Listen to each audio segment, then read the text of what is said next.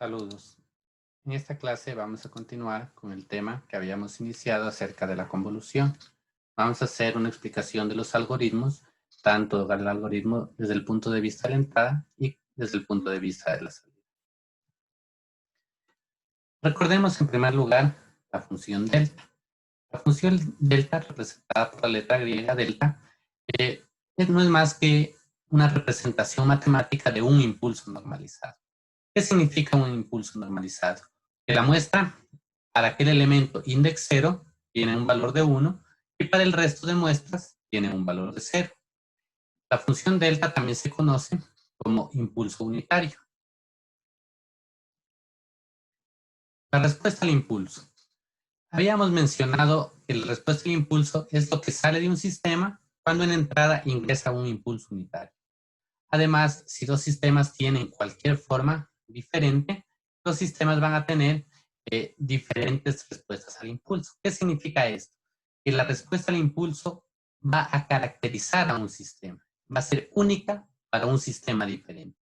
Entonces, nosotros en la bibliografía la vamos a encontrar a esta respuesta al impulso representada con el término HD.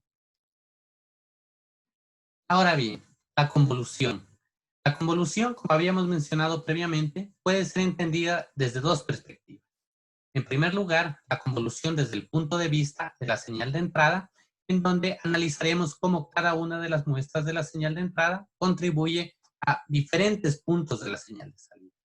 Y la otra perspectiva, la convolución desde el punto de vista de la señal de salida. Aquí nosotros podremos observar cómo cada muestra de la señal de salida ha recibido información de muchos puntos de la señal de entrada. Entonces, basados en estas dos perspectivas, nosotros vamos a analizar cada uno de estos algoritmos y sus planteamientos. En primer lugar, tenemos la convolución desde el punto de vista de la entrada, es decir, un algoritmo de entrada. Este es el primer punto de vista de la convolución y analiza cómo cada muestra de la señal de entrada afecta a muchas muestras de la señal de salida. Por ejemplo, si nosotros recordamos la representación o definición de la convolución, tenemos que era igual a una sumatoria infinita de una señal x de k por la respuesta al impulso invertida y a su vez desplazada en k elementos. Esto nos iba a dar como resultado la señal de salida. ¿Qué significa esto? Que si tengo una señal x de n, en este caso de 9 puntos o 9 muestras, una respuesta al impulso h de n de 4 muestras, tendré como resultado, al convolucionar las dos señales, una señal y de n, que será la salida de mi sistema, que tendrá 12 muestras. ¿Cómo calculamos la cantidad de muestras de la salida? Va a ser la cantidad de muestras de la señal de entrada, la cantidad de muestras de la respuesta al impulso, menos 1, y nos da como resultado las muestras de la señal de salida. Estas figuras nos muestran un simple problema de convolución. Una señal de entrada que pasa a través de un sistema con una respuesta de impulsos, en este caso 4 puntos, resultando una señal de salida. En términos matemáticos, x de n se convoluciona con h de n para producir y de n. Como lo habíamos visto previamente, la convolución de dos señales nos da como resultado una tercera señal.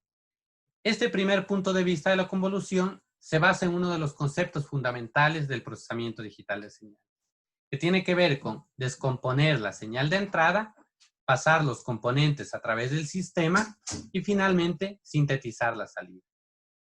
A continuación veremos cómo una señal, o esta señal en este caso, x de n, cada una de sus muestras, que serían 9, van a contribuir con una versión escalada y desplazada de la respuesta al impulso en la señal de salida. Entonces tenemos aquí el caso.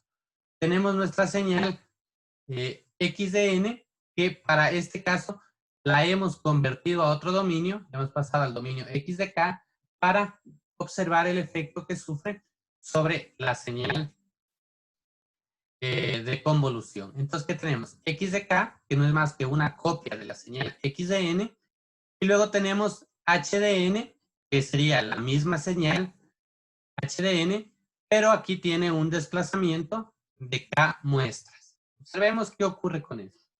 tenemos nuestra señal X de K y H de N.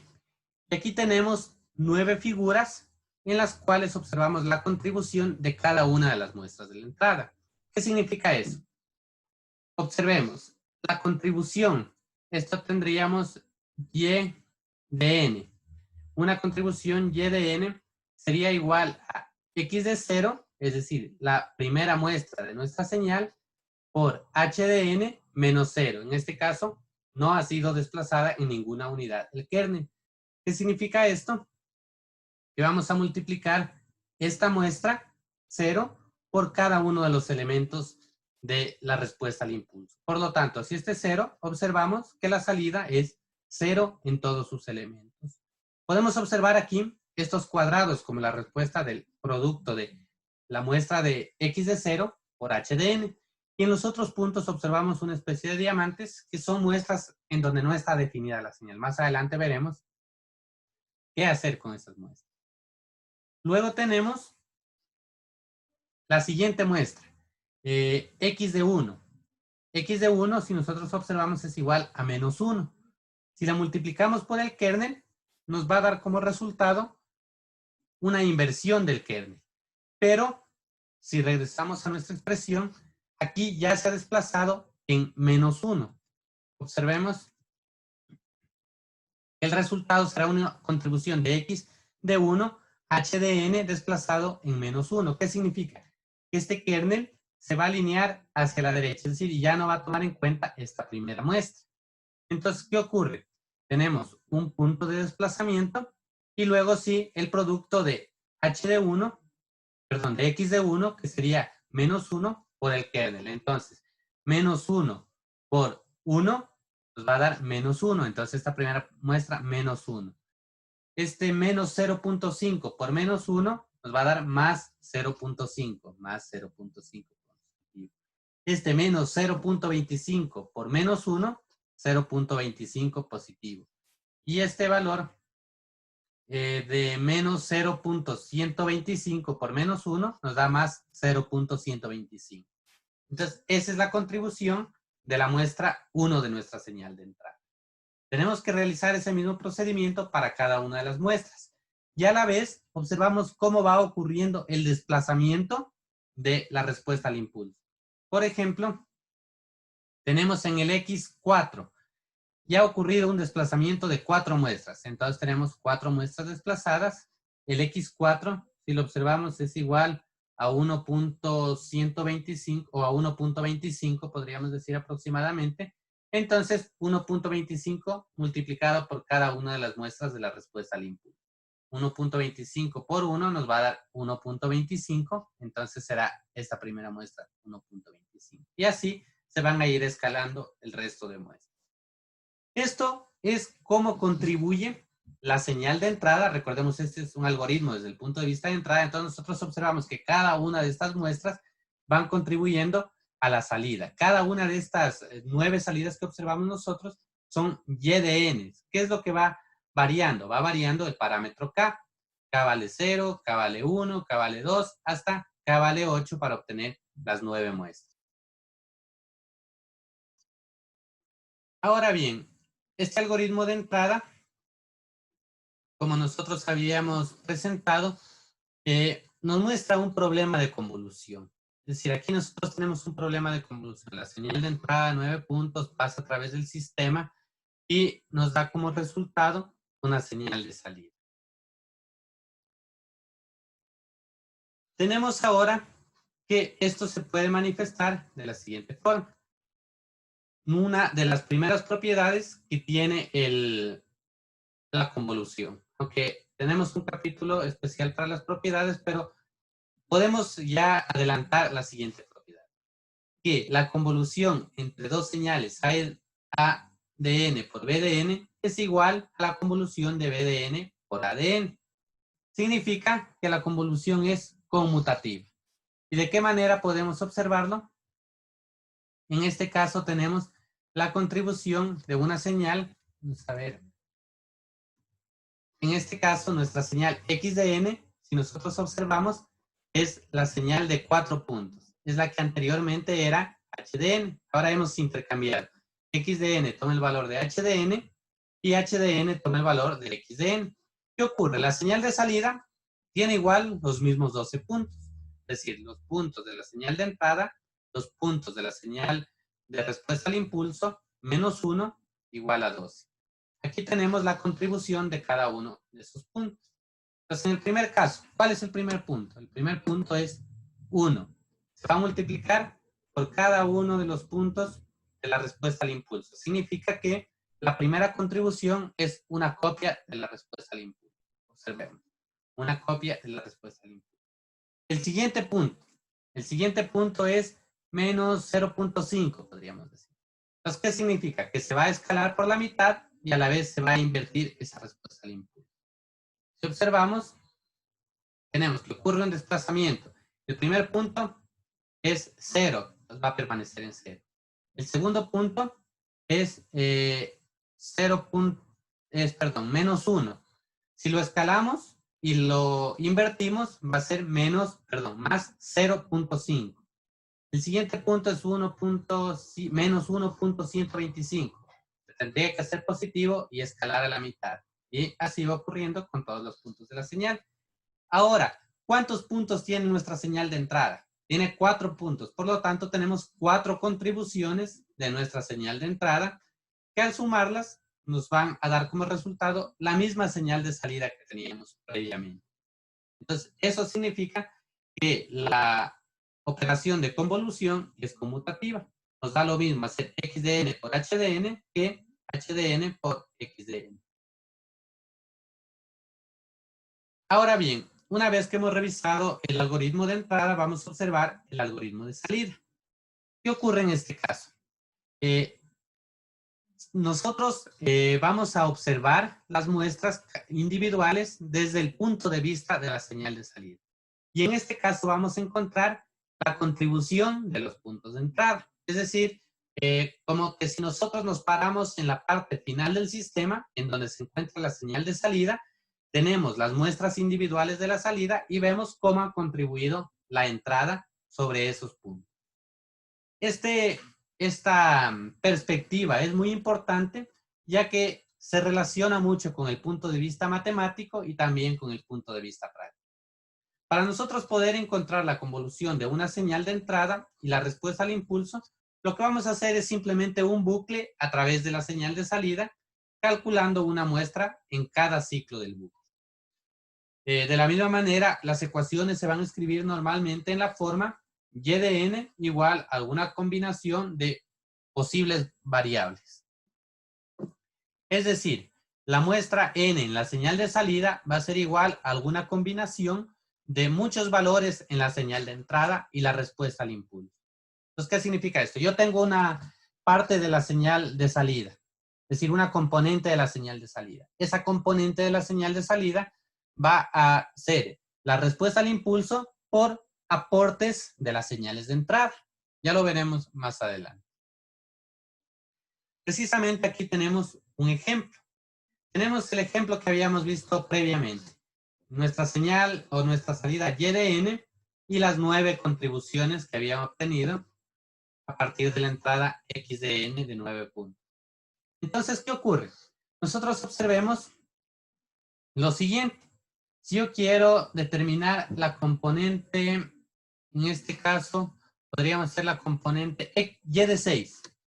Observemos aquí y de 6. Voy a utilizar la pluma para poder señalar.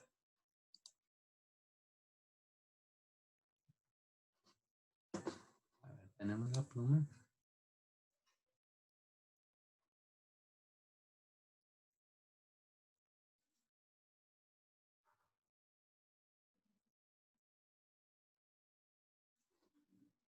Entonces tenemos esta muestra. Y de 6. Ahora, con esta muestra, nosotros podemos observar en la distribución de todas las componentes de salida, cuáles son las que está aportando. Entonces observemos. En la componente de x sub 0, ¿contribuye a y de 6? No contribuye. De hecho, está indefinida. Entonces, descartamos esto. En la x de 1, en la 6, ¿contribuye? Tampoco. En la X de 2, ¿contribuye? Tampoco.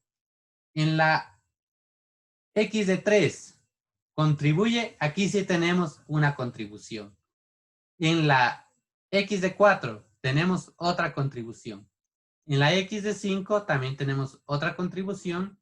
En la X de 6 tenemos otra contribución. En la X de 7. En la X de 7 tenemos que no hay contribución. Y en la X de 8 tenemos que tampoco hay contribución. ¿Qué significa eso? Que para la componente 6 de nuestra salida, contribuye en la entrada X de 3, X de 4, X de 5 y X de 6. 4 componentes de las 9 que nosotros teníamos planteadas. Esto es el algoritmo desde el punto de vista de la salida. Este algoritmo se puede representar a partir de lo que nosotros conocemos como una máquina de convolución. En esta máquina de convolución nosotros tenemos la entrada y la vamos a alinear con lo que es nuestra respuesta al impulso. La respuesta al impulso tiene una característica, que se puede desplazar de izquierda a derecha. Entonces, ¿qué significa esto? En este caso nosotros tenemos nuestra componente Y de 6, que es la que nosotros habíamos analizado previamente.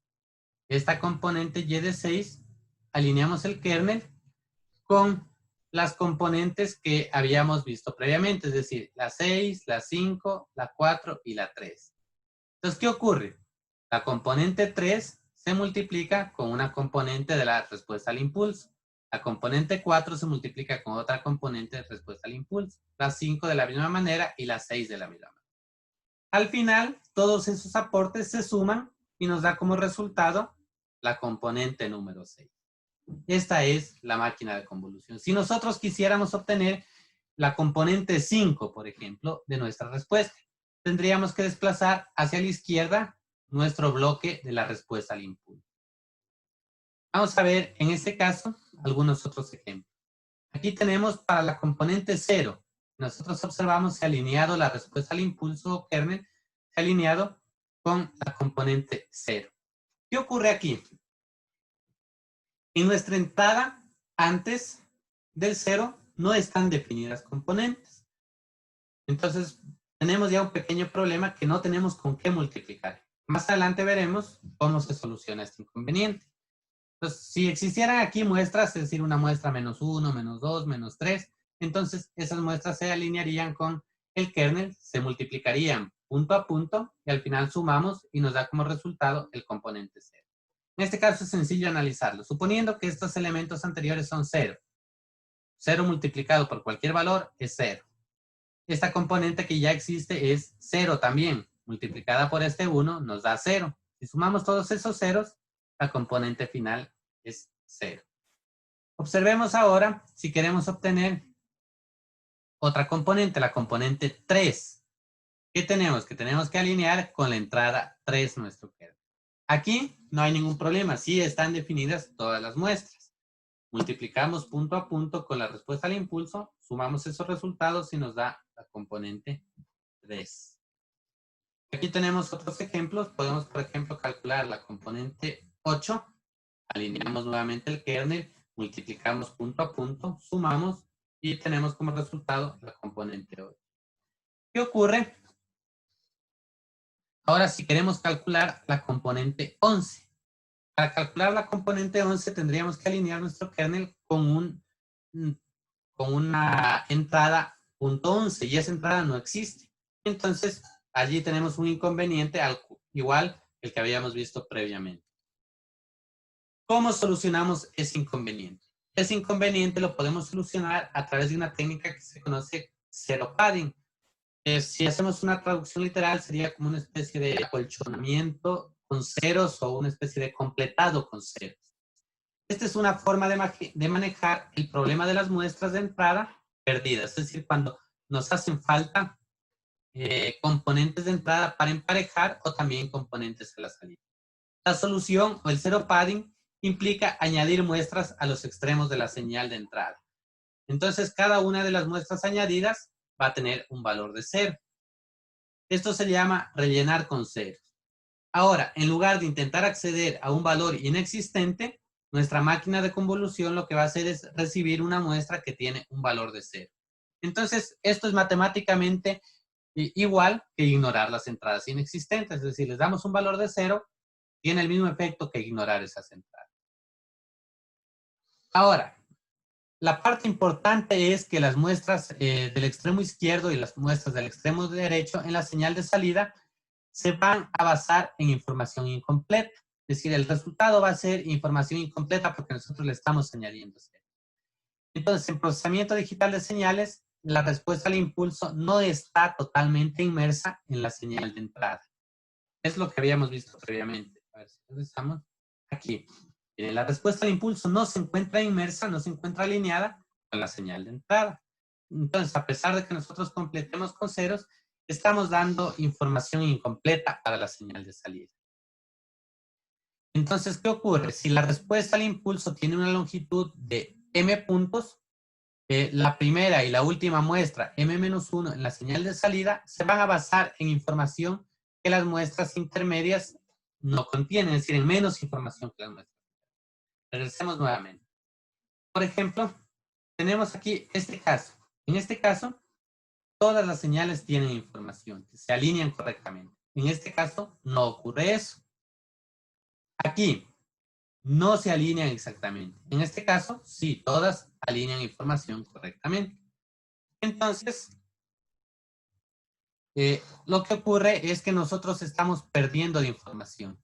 Esto en un circuito analógico se puede estabilizar, es decir, se aplica algún arreglo sobre la potencia y se va a estabilizar ese problema. Pero en el procesamiento digital, esa diferencia es un transitorio que no se puede ignorar en el procesamiento digital de señales. Es muy prominente. Veamos un caso.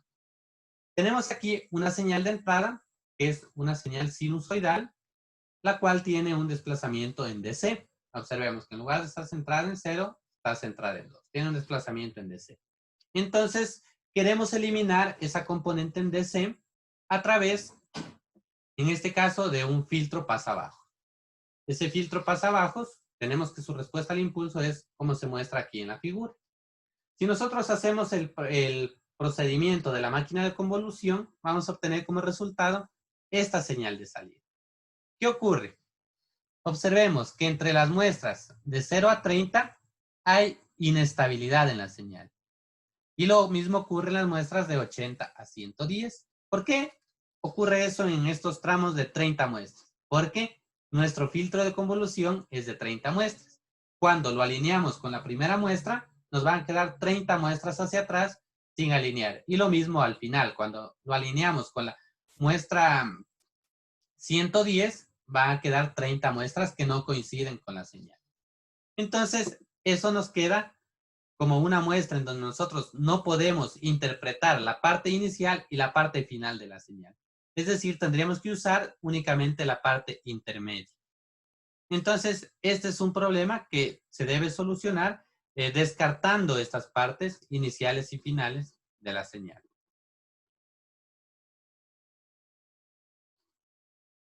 Esto tiene un efecto igual que en los sistemas analógicos. En los sistemas analógicos, recuerden, cuando nosotros encendemos un sistema, tiene que estabilizarse el mismo, lo que tiene que ver con que los condensadores se carguen o si hay condensadores con carga inicial que los mismos se descarguen hasta que se estabilice. De la misma forma, nosotros podemos interpretar en un análisis digital esta parte inicial y esta parte final, como la carga de los condensadores y la descarga, es decir, hasta que el sistema se estabilice. Finalmente, usando la representación de la máquina de convolución como guía, podemos escribir la ecuación estándar para la convolución. Es decir, si x de n es una señal de punto n, es decir, de n puntos que va de 0 hasta n-1, y h de n es una señal de punto m, es decir, que va de 0 a m-1, la convolución de las dos se puede representar como y de n igual a la convolución de x de n con h de n, es decir, de la señal de entrada con la respuesta al impulso. Esta señal y de n va a ser una señal de punto n más m menos 1, que va desde 0 a n más m menos 2, y se da por esta expresión. Aquí tenemos que esta representa a la convolución de señales como la habíamos visto en el principio de esta presentación. Finalmente, la suma de entradas ponderadas. Nosotros teníamos que al final se encontraban descompuestas o se había descompuesto la salida en muchos aportes de la señal de entrada. Entonces podemos observar la máquina de convolución e ignorar que la señal dentro de esta caja tiene una respuesta al impulso o es una respuesta al impulso. ¿Qué significa eso? Si nosotros recordamos aquí, dentro de esta caja tenemos una respuesta al impulso. Entonces, ignoramos que existe esa respuesta al impulso y lo que tenemos es que vamos a pensar en ello como un conjunto de coeficientes de ponderación. Porque en realidad es lo que estamos haciendo a nuestra entrada multiplicando por diferentes puntos. Entonces, pensamos que es una entrada de coeficientes de ponderación. En esta vista, en esta perspectiva, cada muestra de la señal de salida va a ser igual a una suma de entradas ponderadas que se van a multiplicar por esos coeficientes de ponderación. Entonces, cada muestra de la salida está influenciada por una región de muestras en la señal de entrada que se va a determinar por los coeficientes. Por ejemplo, si hay 10 coeficientes de ponderación, cada uno con un valor de 1/10, entonces cada muestra de la señal de salida va a ser en promedio de 10 muestras de la señal. Con eso concluimos esta parte de la convolución. En la siguiente clase observaremos las propiedades que tiene esta operación, que también son muy importantes. Y eso es todo por hoy. Agradezco su atención.